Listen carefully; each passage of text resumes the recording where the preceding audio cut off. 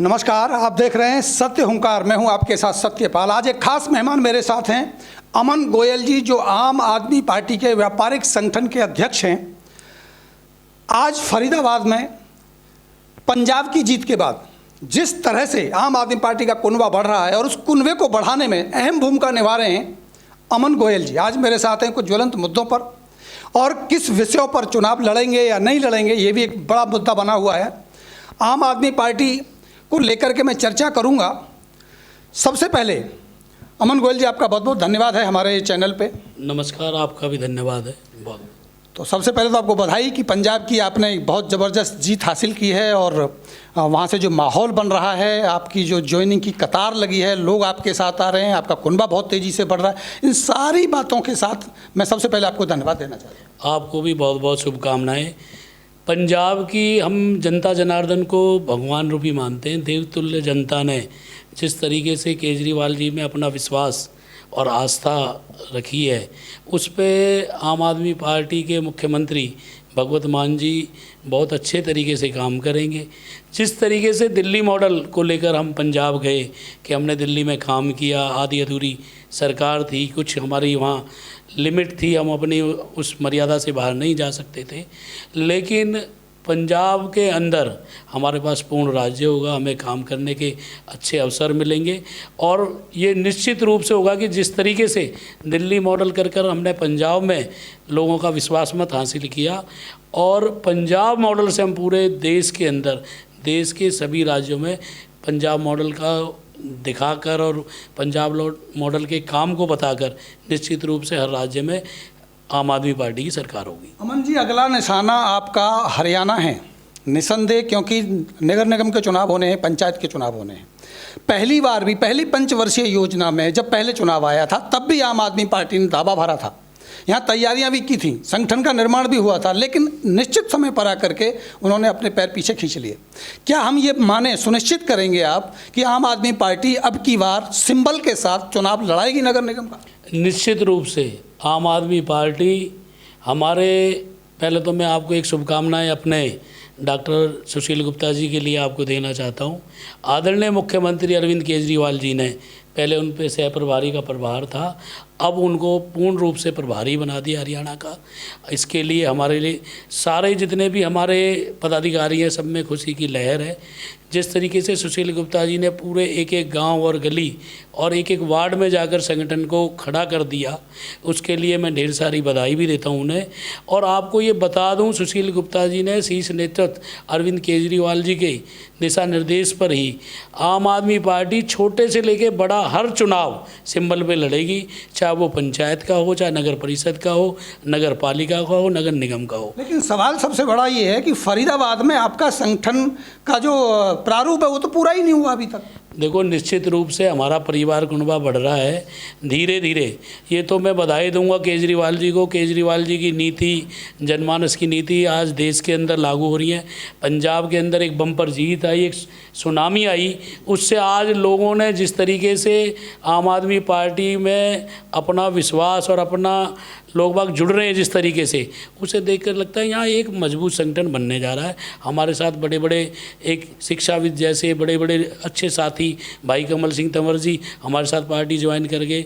इस तरीके से आप देखना एक अच्छा संगठन हम फरीदाबाद के अंदर बना के देंगे। जो कमियां पहले रही वो सारी कमियां दूर हो जाएंगी। ये बात बिल्कुल ठीक है कि लोगों का आना बहुत तेज़ी से बढ़ा है, कुनबा आपका बढ़ रहा है, लेकिन संगठन में काम करने वाले, संगठनात्मक तरीके से जो मजबूती होती है जिससे चुनाव लड़ा जाता है, उसकी कहीं ना कहीं कमी है। इसको आप मानते हैं? देखो सर, अभी हमने तो कोई ऐसा बड़ा चुनाव अभी तक लड़ा ही नहीं। पार्टी का जन्म सुशील गुप्ता जी व्यापारी संगठन देखते थे, उसके बाद उन्हें मुख्य संगठन की जिम्मेवारी मिली और उन्होंने समूचे हरियाणा के अंदर संगठन को खड़ा कर दिया। अब संगठन खड़ा हो गया, संगठन को किस तरीके से काम करना है, संगठन काम भी कर रहा है। और शीर्ष नेतृत्व अरविंद केजरीवाल जी के दिशा निर्देश पर सुशील गुप्ता जी एक अच्छे ढंग से पूरे हरियाणा को जिस तरीके से संगठित करके उन्होंने, जहाँ पे मतलब हमारा संगठन क्या, हमारे पास टीम ही नहीं थी, कोई आम आदमी पार्टी के साथ जुड़ने को ही तैयार नहीं था। ये सब सुशील गुप्ता जी की मेहनत का असर है कि आज हरियाणा के अंदर आप पहले भी, पंजाब की जीत से पहले भी एक मजबूत और अच्छा संगठन खड़ा करा। और पंजाब की जीत के बाद तो आपको पता है कि रोज़ 8 एक्स MLA वो ज्वाइन करा चुके हैं, 16 अभी एक्स MLA लाइन में हैं जो अभी आजकल में ज्वाइन करेंगे। मैं फरीदाबाद नगर निगम की अगर बात करूं तो फरीदाबाद नगर निगम के लिए एक संगठन की आवश्यकता है। मेरा बार बार जो आपसे सवाल आ रहा है वो ये आ रहा है कि फरीदाबाद में आपके संगठन में कहीं ना कहीं कमी देखी जा रही है। सुनने में आया था, आपको भी जानकारी होगी, पहले जो आपके जिला अध्यक्ष हैं उनका भी विवाद हुआ, आपसी विवाद हुआ, 2 गुट बन गए। उन 2 गुटों के साथ, जहाँ की पार्टी अभी खड़ी भी नहीं हुई है पूरी, 2 गुट बन जाते हों, जहाँ विवाद खड़ा हो जाता हो, वहाँ मजबूत संगठन की बात कैसे की जा सकती है? देखो सुनो जी, पार्टी में किसी भी तरह का कोई विवाद नहीं है, कोई गुटबाजी नहीं है। कहीं कर कोई अगर हमारे आदरणीय धर्मवीर भड़ाना जी जिलाध्यक्ष हैं, एक संवैधानिक पद पे बैठे हैं, उनकी जिम्मेवारी बनती है कि पूरे ज़िले के संगठन को साथ लेके चलें। कहीं कोई किसी में, और हर परिवार में कहीं भी मतभेद मनभेद हो जाते हैं, लेकिन वो समय पे दूर भी हो जाते हैं। पार्टी में इसी तरह का कहीं कोई गुटबाजी ऐसी है नहीं कि जिसको लेकर हमें लगे कि पार्टी को कोई नुकसान होगा। अगर देखो, आदरणीय सुशील गुप्ता जी ने फ्रंटल और मुख्य संगठन सबको आज़ादी दी हुई है, सब अपना संगठन बढ़ाएं, लोगों को जोड़ें। ऐसा कहीं कुछ नहीं है कि मुख्य संगठन ही आदमी लोगों को जोड़ेंगे या वैसा, तो ऐसा अगर कहीं कर कुछ भी, उन्होंने इतनी खुले रूप से युवा संगठन को, महिला संगठन को, व्यापारी संगठन को, प्रवासी संगठन को, सबको ये खुली आज़ादी दी हुई है कि वो अपने संगठन को बढ़ाएं या पार्टी में जिस तरीके से भी अपने लोगों को जोड़ें। रही फरीदाबाद नगर निगम का, फरीदाबाद नगर निगम में बहुत अच्छे तरीके से आम आदमी पार्टी का प्रदर्शन होगा। आम आदमी पार्टी 45 के 45 पार्षद की सीट जीतेगी, मेयर का चुनाव भी जीतेगी। और निश्चित रूप से आप जिस तरीके से आप पंजाब के अंदर लहर थी, सुशील गुप्ता जी ने मिशन हरियाणा शुरू कर दिया, अब हरियाणा पे काम कर रहे हैं। नगर निगम चुनाव, पहले नगर निकाय के चुनाव 24 अप्रैल को होने थे, नगर पालिका के पूरे हमारे साउथ जोन हरियाणा की जिम्मेवारी है, तो वहाँ पे 10 जगह होने थे।